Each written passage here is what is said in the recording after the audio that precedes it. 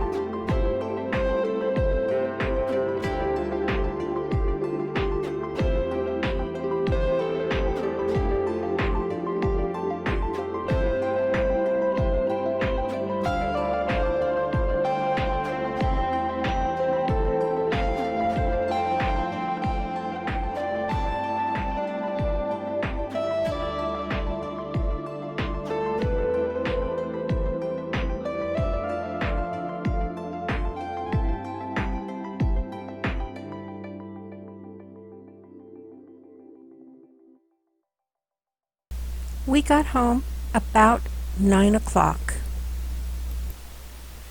Please take a second to comment, subscribe, ring the bell to get notices of new videos, and please give a thumbs up.